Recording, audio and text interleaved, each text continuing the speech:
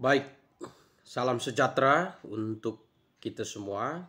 Pada kesempatan ini, dalam video ini, saya akan melanjutkan tanggapan terhadap sebuah video di channel YouTube Pak Muri Walianto Matalu yang berjudul Calvinisme Filsafat Menjawab Tukang Fitnah.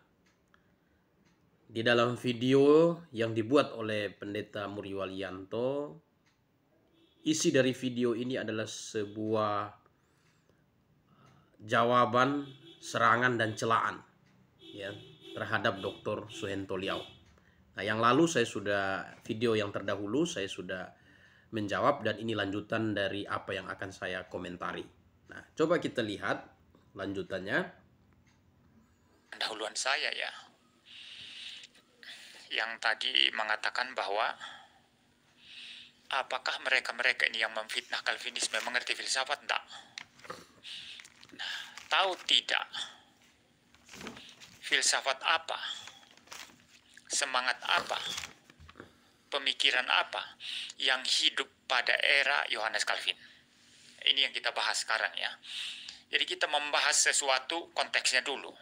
Nah, kalau kita di Indonesia ini kecenderungannya apa? Bahas langsung teks-teks. Padahal teks itu ditaruh di konteks mana ya, tidak peduli.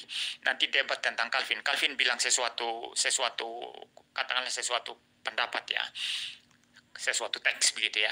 Lalu orang mulai debat-debat, lalu menafsir ya, dengan melepaskannya dari konteks Calvin itu sendiri waktu itu. Nah, ini kecenderungan kita orang Indonesia, saudara, orang Kristen Indonesia ya.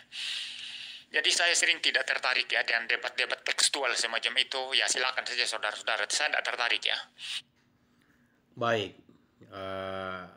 hal yang baik, positif ketika kita mengomentari satu hal, terutama mengomentari sesuatu yang sudah terjadi, kita perlu memperhatikan konteks ya, di teks. Teks dan konteks itu penting. Ya, teks dan konteks kita bisa lihat dari latar belakang sejarah, konteks sejarah. Mungkin yang dimaksud oleh Pak Muri Wali ini konteks sejarah. Ya penting. Ya, seorang komentator, dia perlu melihat, memperhatikan semua aspek. Ya, aspek sejarah, aspek etimologi dari apa yang dikomentari, ya, dan ada banyak faktor. Ya, ada banyak faktor. Nah, semangat mempelajari teologi adalah suatu hal yang positif. Ya, satu hal yang positif. Nah, kalau Pak Muri Walianto Matalu merasa tidak tertarik, ya tidak apa-apa. Tetapi tidak perlu pikiran pribadi itu dianggap sebagai suatu kebenaran sehingga mematahkan semangat yang lain yang kepengen belajar. Ya, kita lihat. Itu bagi saya debat-debat tidak penting. Seakan-akan saya ambil perkataan Calvin, lalu saya memposisikan diri menjadi Calvin zaman ini untuk membela Calvin. Itu salah. Ya, kalau Anda mau ambil pendapat Calvin, lihat konteks Calvin waktu itu bagaimana. Ya, kalau Calvin berkata back to Bible, Luther berkata back to Bible, lihat konteks mereka waktu itu seperti apa. Jangan lihat konteks Anda sekarang yang karismatik ini merajalela, postmodernisme merajalela, ateisme merajalela, LGBT merajalela. Lalu Anda berdiri seolah-olah Anda sedang menjelaskan seperti Luther, seperti Calvin menjelaskan. Salah, saudara. Ini kecenderungan. Baik, ini komentar ditujukan kepada siapa tidak jelas. Ya, ini tidak jelas. Ini hanya asumsi. Ya, saya anggap ini asumsi dan seharusnya tidak perlu membuat asumsi. Seorang akademisi harus berbicara sesuai dengan data dan fakta. Ya, data, fakta, dan bukti yang objektif. Ya, tidak boleh berasumsi. Demikian. Ya, karena ini tidak tahu siapa yang dimaksud oleh dia. Kalau itu yang dimaksud dia adalah Dr. Suhento Liau, dia keliru. Karena mungkin saya lihat buku-buku Pak Muri Wali di belakang ini, ya tidak selengkap buku yang dimiliki oleh Pak Suhento. Pak Suhento punya semua komentari John Calvin, mulai dari Kejadian sampai Wahyu. Saya tahu itu karena saya pernah masuk ke perpustakaan beliau. Jadi ya, saya tidak tahu tuduhan ini dia tuduhkan kepada siapa.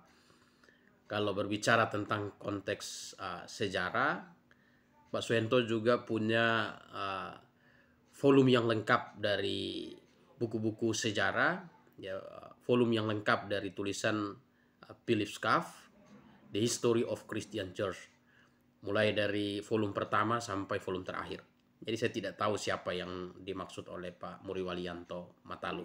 Tapi kalau itu yang dimaksud oleh Pak Muri Walianto Matalu adalah Pak Suhento, maka dia salah. Nah, coba kita lihat, kita lompat ke menit, ya oke, dari menit ini sampai menit 15 detik 23. Maaf ya, saya boleh katakan kita orang Indonesia sulit maju, Kristen Indonesia sulit maju. Maka debat di Facebook di mana-mana, saya kadang-kadang tidak terlalu tertarik untuk memperhatikan. Ya, saya tidak terlalu tertarik untuk memperhatikan. Nah, kita lihat konteks besar. Mengapa muncul reformasi? Filsafat apa yang ada dan gereja waktu itu seperti apa? Ini yang saya mau jelaskan sekarang. Supaya nanti kita melihat bagaimana Calvin back to Bible, bagaimana dia menulis institutnya itu seperti apa. Poinnya apa, dia presupposisinya apa, dan worldview di balik itu apa. Ini penting sekali, saudara.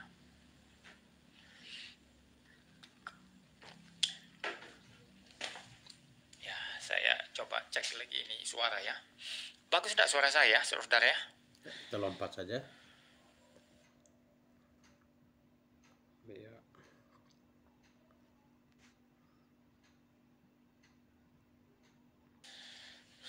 Pastor, rohaniawan itu tidak menikah. Abad pertengahan memang sangat-sangat diwarnai oleh, dipengaruhi oleh filsafat Yunani, saudara ya. Misalnya dalam Katolikisme ya, dalam Katolik ya, ketika para imam, pastor, rohaniawan itu tidak menikah, kalau kita mencari dasar Alkitab untuk mewajibkan rohaniawan untuk tidak menikah, saudara, itu tidak ada perintah. Yesus tidak menikah, ya dia anak Allah yang datang berinkarnasi menjadi manusia, tidak menikah ya. Paulus beda-beda tafsir ya. Ada yang mengatakan menikah, ada yang bilang tidak. Bram, ambil kucing ini. Ya, ada yang bilang menikah, ada yang bilang tidak menikah, ada yang bilang pernah menikah ya. Saya tidak mau masuk di sana. Katakanlah misalnya Paulus tidak menikah ya, sesuai dengan penafsiran yang satunya, ya, tak pernah menikah. Tetap saja orang-orang yang tidak menikah dalam Alkitab ini tidak menjadi dasar seorang rohaniawan itu tidak usah menikah. Karena tidak ada perintah langsung baik oleh para rasul, ya nabi-nabi atau terutama Tuhan Yesus Kristus yang mengatakan setiap pelayan Tuhan tidak boleh menikah. Bahkan di dalam perjanjian lama, imam harus menikah. Kalau imam tidak boleh menikah, tidak boleh jadi imam. Ya. Jadi, sulit rasanya dapat dukungan Alkitab rohaniawan tidak menikah. Lalu dari mana itu? Sedikit tidaknya dipengaruhi oleh filsafat Platonik. Filsafat Platonik yang membedakan. Baik. Satu, saya setuju dengan Pak Muri Walianto Matalu bahwa dalam aturan, ketetapan dan ajaran Alkitab bahwa seorang pemimpin gereja itu harus beristri. Ya, pemimpin gereja dan imam di dalam kitab Perjanjian Lama juga harus beristri. Itu ajaran Alkitab. Ya, jadi pernyataan bahwa tidak ada di dalam Alkitab aturan atau anjuran bahwa seorang pemimpin gereja tidak menikah, itu saya setuju. Memang Alkitab tidak mengajarkan demikian, justru Alkitab mewajibkan seorang di Perjanjian Lama imam itu harus beristri, dan di Perjanjian Baru itu gembala atau gembala, pastor bahasa Latinnya, harus beristri. Nah, itu kita bisa buktikan di Perjanjian Lama kita bisa lihat dari ayat Imamat 21 ayat 13. Nah, ini Imamat ya nanti bisa baca semuanya. Imamat 21 ayat 13 ini salah satu aturan yang harus diterapkan dalam kehidupan seorang imam. Ia harus mengambil seorang perempuan yang masih perawan. Ya, itu mengambil seorang perempuan yang masih perawan untuk dijadikan istri. Jadi syarat menjadi imam di dalam masa ibadah simbolik, di dalam pelayanan bait Allah, dia harus seorang laki-laki yang beristri. Dan istrinya itu harus perawan. Ya, tidak boleh janda, tidak boleh yang sudah dirusak kesuciannya. Nah, ini untuk imam. Nah, sedangkan untuk pastor atau gembala kita bisa lihat di dalam surat Timotius, 1 Timotius pasal yang ke 3, kita bisa lihat 1 Timotius pasal 3. Nah, ya ayat yang kedua. Nah, ini ya syarat penilik jemaat ya. Karena itu penilik jemaat haruslah seorang yang tak bercacat, suami dari satu istri, dapat menahan diri, bijaksana, sopan, suka memberi tumpangan, cakap mengajar orang. Jadi karena itu penilik jemaat haruslah seorang yang tak bercacat, suami dari satu istri. Ya, jadi penilik jemaat suami dari satu istri, berarti seorang pria yang punya istri. Jadi penilik jemaat itu harus seorang laki-laki, bukan seorang perempuan. Gembala itu seorang laki-laki, bukan seorang perempuan, dan seorang laki-laki yang beristri. Nah, ini suami dari satu istri, bukan istri dari satu suami. Nah, ini harus benar ya di dalam memahami Alkitab. Nah, penilik jemaat ini juga disebut gembala di dalam bagian lain Alkitab. Misalnya kita perhatikan di dalam Kisah Para Rasul, kita bisa lihat Alkitab kita, Kisah Para Rasul pasal yang ke-20, ya pasal 20, coba kita lihat, Kisah Para Rasul pasal tadi mana? Kisah Para Rasul pasal 20 ya ayat 28 ya. Nah, dia bilang, karena itu jagalah dirimu dan jagalah seluruh kawanan, karena kamulah yang ditetapkan Roh Kudus menjadi penilik untuk menggembalakan jemaat Allah yang diperolehnya dengan darah anaknya sendiri. Jadi penilik jemaat itu adalah gembala, ya adalah pastor. Jadi Alkitab memberikan satu prinsip bahwa baik imam di Perjanjian Lama haruslah pria yang beristri, maupun beristri di Perjanjian Lama sangat ketat. Beristri, istrinya itu harus perawan, tidak boleh janda, tidak boleh yang sudah dirusak kesuciannya. Nah, di Perjanjian Baru ya, syaratnya harus penilik harus suami dari satu istri. Ya, dan penilik itu adalah gembala. Ya, di Kisah Rasul 20 ayat yang ke-28 menjelaskan tentang hal itu. Nah, dalam hal ini saya sepakat dengan Pak Muri Walyanto. Nah, kemudian mengenai adanya ketetapan gereja Katolik pada masa itu bahwa imam tidak boleh memiliki istri, ya tidak boleh menikah. Sebenarnya itu bukan pengaruh pemikiran dari filsafat Platonik. Ya, justru filsafat Platonik melihat bahwa dunia yang sempurna itu ada dalam dunia ide. Jadi selagi masih di dalam dunia materi, orang tidak akan memiliki kesempurnaan itu. Nah, ini saya tidak sependapat dengan Pak Muri Walyanto dalam hal ini. Nah, justru yang mempengaruhi keputusan itu adalah filsafat Aristoteles. Ya, Aristoteles yang kemudian menjadi cikal bakal lahirnya aliran skolastik, ya Aristoteles. Jadi kalau Plato melihat bahwa dunia yang sempurna adalah dunia ide, maka Aristoteles melihat bahwa dualistik yang dibangun oleh Aristoteles ialah dunia ada yang di atas dan ada yang di bawah. Yang di atas menyempurnakan yang di bawah. Ya, dan dalam pemikiran kehidupan gerejawi, Aristoteles mempengaruhi pemikiran gereja dengan nanti pemikiran skolastik bahwa gereja adalah alat yang sempurna di dunia sehingga harus menyempurnakan umatnya. Nah, sehingga para imam di dalam gereja Katolik ya diwajibkan untuk tidak menikah karena mereka adalah simbol kesempurnaan dunia yang ada di atas. Nah, itu kira-kira itu. Jadi dalam hal ini saya lihat Pak Muri Walianto keliru ya, Pak Muri Walianto Matalu keliru. Nah, baik, coba kita lihat lagi videonya. Ya. Kan yang rohania dan yang jasmania. Di dalam pandangan Plato, memang yang rohania itu dianggap lebih tinggi. Rohania itu baik adanya. Ya. Sedangkan yang material yang kelihatan ini itu dianggap di bawah. Ya, betul. Ya, bahkan dianggap jahat ya.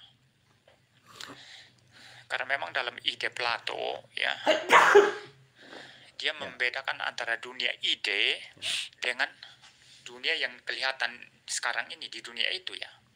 Ya, maksud saya dunia yang kelihatan ini yang disebut sebagai dunia bayangan. Dunia yang semu, dunia bayangan. Sedangkan dunia yang sesungguhnya adalah dunia ide. Di dalam dunia ide semua sempurna, semua ideal. Di dalam dunia yang sekarang ini semua tidak sempurna, semua cacat.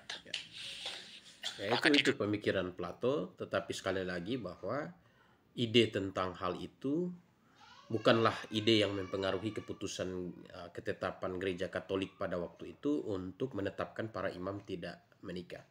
Tapi ide tentang hal itu dipengaruhi oleh pemikiran Aristoteles yang kemudian akan dibawa masuk pemikiran Aristoteles ini oleh filsafat skolastik oleh Thomas Aquino. Ya, oleh Thomas Aquino. Ya, kita lihat. Ya, jadi itu tanggapan saya. Bisa dikatakan bahwa Dr. Suhentolio memahami hal ini. Ya, memahami hal ini. Karena saya belajar di bawah bimbingan beliau dan pastinya dia memahami hal ini.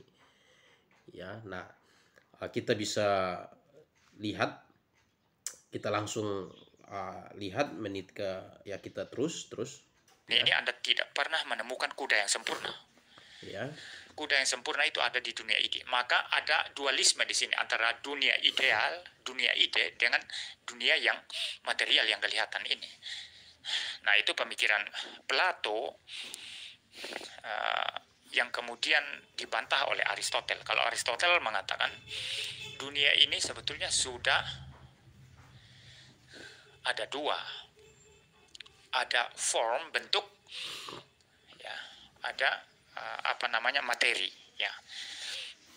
Jadi bentuk itulah idenya, idealnya bentuk ya, dan materi ini ya materi ya, material ya. Jadi menurut Aristoteles itu tidak ada dunia ide sebagaimana diajarkan Plato. Maka ada satu lukisan, saudara, yang terkenal antara guru murid ini. Kalau Plato gurunya Aristoteles, ya, Aristoteles itu muridnya, saudara. Ada lukisan terkenal itu, saudara, di mana Plato menunjuk ke atas dunia ide yang sesungguhnya katanya, tapi Aristoteles menunjuk ke bawah, bahwa di dunia yang kelihatan ini sudah matter and form. Ya, jadi ini penjelasan ya dunia ide. Plato menganggap bahwa kesempurnaan itu tidak dapat dijangkau oleh kehidupan materi. Ya, jadi itu Plato, dan pemikiran Plato tidak mempengaruhi keputusan-keputusan gereja pada abad pertengahan menjelang reformasi. Ya, tidak mempengaruhi. Justru yang mempengaruhi pemikiran gereja adalah filsafat Aristoteles. Ya, Aristoteles yang diadopsi kerangka Aristoteles mengenai logika, silogisme dan lain-lain diadopsi oleh skolastik. Ya, skolastik. Jadi memang Aristoteles dianggap berguru kepada Plato karena konsep dualistik. Ya, dualistik. Hanya dualistiknya Plato ialah dunia ide, sempurna itu adalah dunia ide yang tak terjangkau. Materi ini adalah sesuatu yang tidak sempurna dan jahat. Sedangkan Aristoteles membagi dunia yang real ini menjadi dunia di atas dan di bawah. Ya, dunia di atas dan di bawah. Kesempurnaan itu dunia yang di bawah disempurnakan oleh dunia yang di atas. Ya, jadi dunia yang di bawah disempurnakan oleh dunia yang di atas. Nah, gereja dianggap dunia yang di atas. Ya, nanti di dalam perjalanan memasuki awal-awal sebelum reformasi, ya filsafat humanistik dan juga filsafat skolastik mempengaruhi dunia pada waktu itu.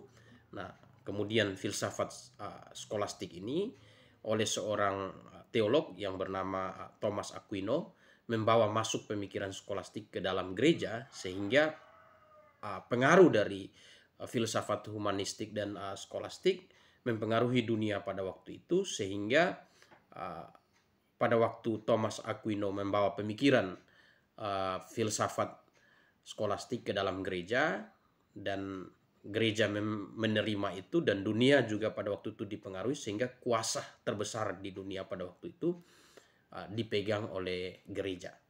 Ya, dipegang oleh gereja karena dalam konsep berpikir skolastik, dunia yang sempurna itu dunia yang di atas, dan gereja adalah dunia yang sempurna yang harus menyempurnakan kehidupan di dunia ini.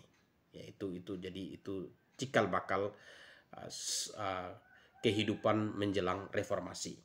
Ya, menjelang reformasi, dan kita tahu bahwa pergulatan untuk mereformasi keadaan gereja pada waktu itu puncaknya bukan pada masa Luther dan Calvin sebenarnya. Itu keberhasilan.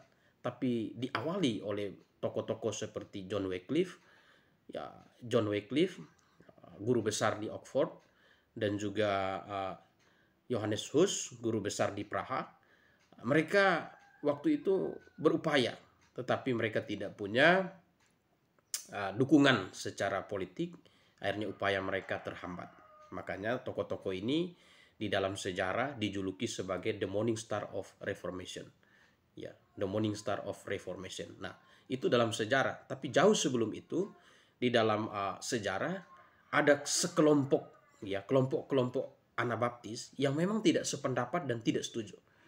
Ya, mereka melakukan ketidaksetujuan mereka dengan tindakan berkumpul di katakombe, ya, di tempat-tempat tersembunyi untuk melaksanakan iman mereka. Dan banyak di antara kaum Anabaptis yang tidak setuju dengan apa yang berkembang di awal-awal reformasi dan masuk ke masa reformasi, ya mereka mengalami penganiayaan. Ya, dalam sejarah banyak Anabaptis yang dianiaya, ya ada yang dibakar, ada yang ya macam-macam, ya mereka mengalami penganiayaan. Dan puncaknya pada waktu gerakan reformasi ini mencapai titik keberhasilan di era Luther, kita tahu bahwa di sana ada kaum tani. Kaum tani itu banyak didominasi oleh orang-orang Anabaptis, ya Anabaptis. Nah, jadi perjuangan untuk menerangi dunia dengan kebenaran, perjuangan itu adalah sebuah perjuangan yang menjadi satu perjuangan yang tak terlepas dan tidak terluput dari orang-orang Anabaptis, ya, yang memegang teguh kebenaran tanpa kompromi. Nah, ya ini yang harus dilihat oleh Pak Muri Walianto dan teman-teman reform yang lain, bahwa gerakan pembaharuan yang dicetuskan oleh Luther bukan sesuatu hal yang menjadi puncak dari perubahan itu. Sebenarnya perjuangan Luther itu bukan puncak perjuangan, tapi sebenarnya perjuangan itu sudah dilakukan oleh kaum Anabaptis jauh sebelum Luther melakukan reformasi. Ya, kita lihat. Seperti buku saya ini, buku dogmatika ini sudah materi dan bentuk ini. Jadi tidak usah mendualisme antara dunia ide yang tidak kelihatan, yang real, yang sesungguhnya, yang ideal, yang sempurna dengan dunia yang kelihatan ini. Nah, ya, dalam hal menata, ya, pelayanan di gereja, terutama aturan imam-imam, kelihatannya memang, ya, gereja dipengaruhi oleh filsafat Platonik. Ya. Dan ini salah ya. Gereja tidak dipengaruhi oleh filsafat Platonik, tapi dipengaruhi oleh pemikiran Aristoteles, ya, menjelang reformasi itu pemikiran skolastik. Ya, ini salah ya, Pak Muriwali, salah ya, karena bagaimana bisa gereja dipengaruhi oleh pemikiran Plato? Ya, kalau di abad-abad ke-3 dan ke-4 ya itu bisa dikatakan demikian. Keputusan untuk tidak menikah itu bagian dari penyempurnaan diri. Tetapi di menjelang abad-abad reformasi itu banyak dipengaruhi oleh pemikiran skolastik ya. Jadi ini, nah saya mau katakan bahwa bukan saya mengadu kepintaran di sini, bukan mengadu kemampuan, tidak, tapi saya mau mengatakan bahwa tuduhan asumsi Pak Muriwalianto Matalu terhadap Pak Suhento bahwa tidak mengerti atau tidak memahami filsafat atau tidak memahami perkembangan kondisi sejarah pada pada masa reformasi adalah suatu kekeliruan. Ya, adalah satu kekeliruan karena Dr. Suhento Liau sangat memahami hal itu, dan saya yang pernah dibimbing di bawah bimbingan Dr. Suhento Liau, kami tentu diajar tentang mengenai perkembangan itu. Bahkan di GITS ya, Graphic International Theological Seminary, itu ada pelajaran filsafat, pengantar filsafat ya, pengantar filsafat 1 dan pengantar filsafat 2. Dan juga dalam sejarah gereja ya, saya pernah mengajar sejarah gereja di Graphic International Theological Seminary ya, banyak juga menyinggung mengenai hal ini ya. Jadi kalau Pak Muriwalianto mengasumsikan bahwa Dr. Suhento Liau tidak mengerti atau bagaimana, itu salah ya, itu salah. Apalagi seorang yang bergelar doktor. Dr. Suhento Liau ini gelarnya akademi, didapat melalui perjuangan akademik ya, bukan gelar doktor honoris causa ya. Kita lanjut. Kalau boleh saya tambahkan, Agustinus sendiri pun ya,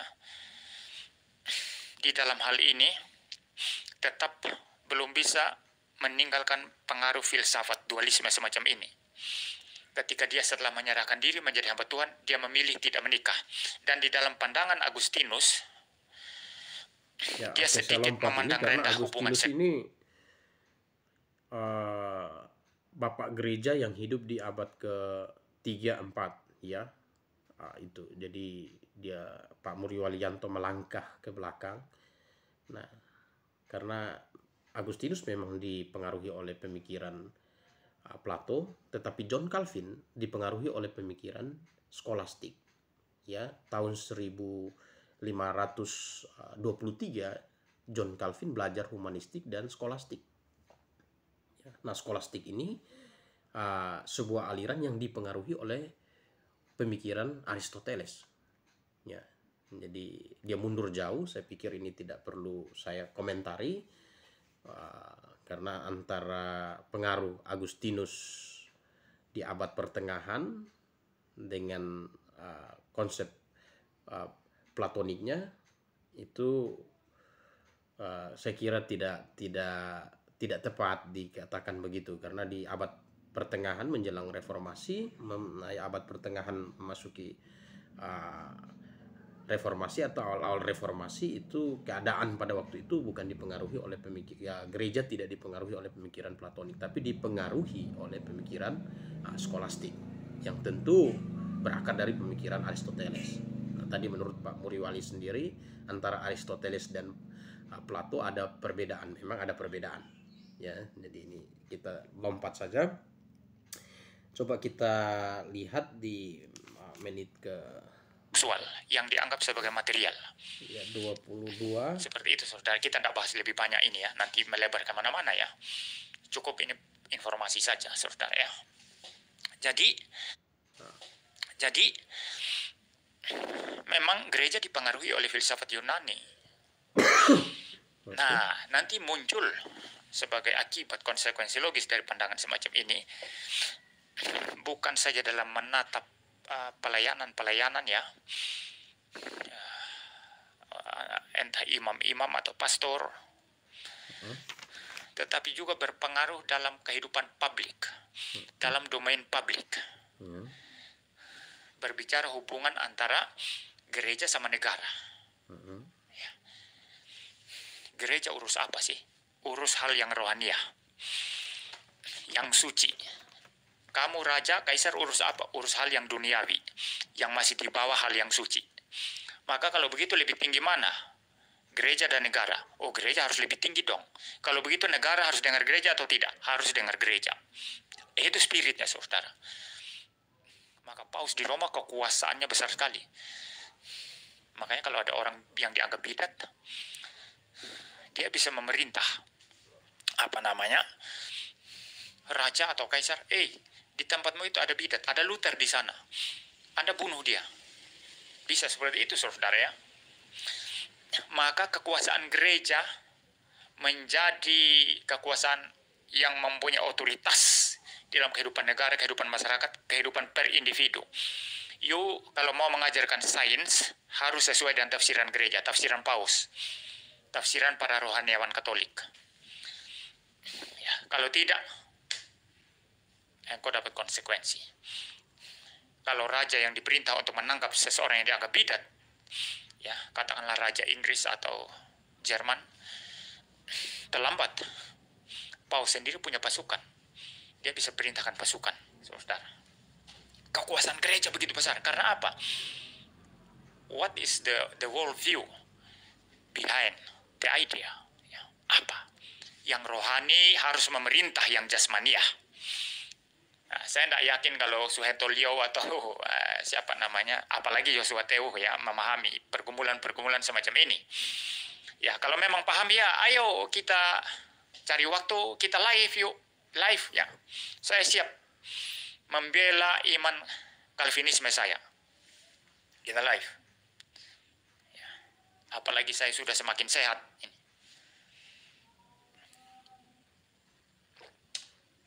Puji Tuhan, Tuhan terus sehatkan saya ya.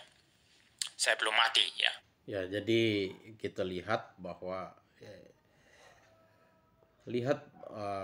di dalam memahami latar belakang sejarah, Pak Muriwali tidak memaparkan secara tuntas bahwa pergulatan antara dunia politik dan dunia rohani pada waktu itu terjadi sangat sengit sekali.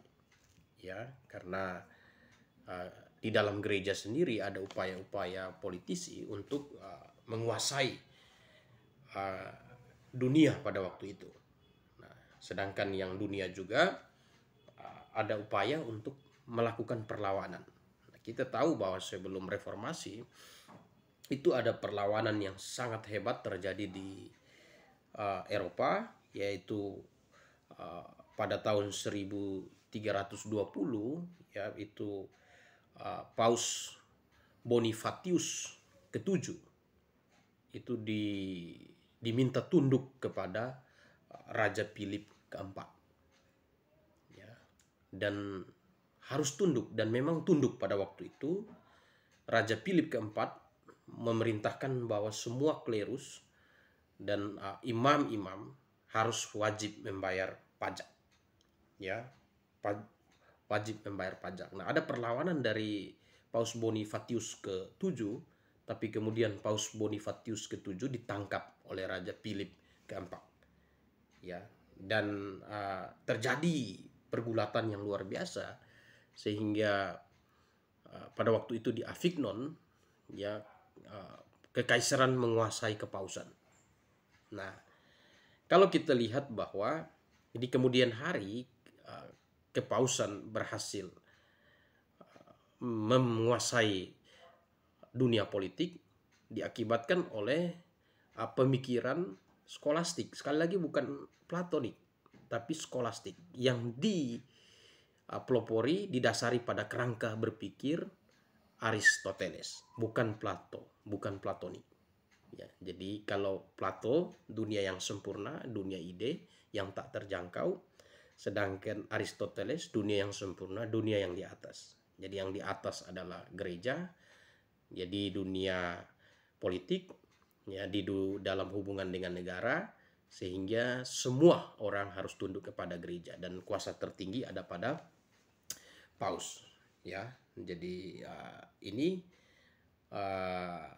hal yang harus saya sedikit meluruskan apa yang disampaikan oleh Pak Muriwalianto Matalu. Ya, nah, dan ini membuktikan bahwa sebenarnya asumsi Pak Muriwalianto terhadap Dr. Suhento Liau adalah sebuah kesalahan, ya, sebuah kesalahan. Nah, kemudian seperti yang tadi sudah kita lihat bahwa pada masa itu humanistik dan skolastik, ya, skolastik itu sebuah aliran filsafat yang mempertanyakan kembali urusan-urusan agama, urusan iman dengan kerangka berpikir logika. Ya, kerangka berpikir logika dari pemikiran Aristoteles.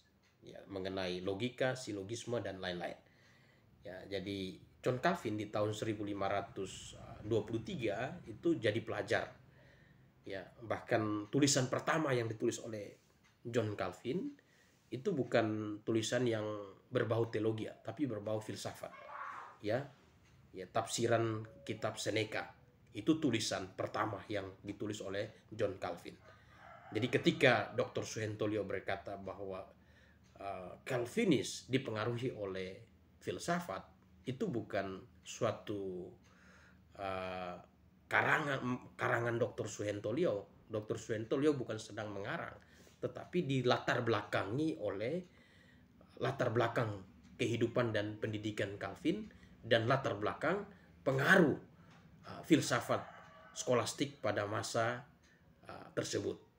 Ya, jadi ini tanggapan saya untuk Pak Muriwalianto Matalu. Mari kita membangun dunia teologi saat ini dengan semangat menjunjung tinggi kebenaran, menempatkan kebenaran pada porsinya. Ya, kita sebagai hamba Tuhan, kita diajar oleh firman Tuhan, diminta oleh firman Tuhan bukan membela manusia, tapi kita diminta untuk membela Allah, membela kebenaran. Ya. Jadi John Calvin bisa salah. Dr. Suhento Liau pun bisa salah. Karena ya mereka bisa salah. Oleh karena itu fondasi di dalam kita membangun kehidupan iman kita harus didasarkan pada Alkitab. Ya, didasarkan pada Alkitab. Jadi kita menerima kebenaran yang definit, yang absolut, itu harus bersumber dari Alkitab. Nah, kemudian membela kesalahan seseorang, ya, membela kesalahan itu bukan hal yang diajarkan Alkitab untuk kita. Kita berbicara secara terus terang, yang salah-salah, yang benar-benar. Yang salah bukan untuk diejek, tapi yang salah kita pakai itu sebagai pelajaran untuk diri kita dan sebagai satu untuk diri kita untuk menjadi lebih baik, jangan jatuh pada kesalahan yang sama. Demikian tanggapan saya untuk video kali ini. Saya Gembala Dan Ciswat, terima kasih.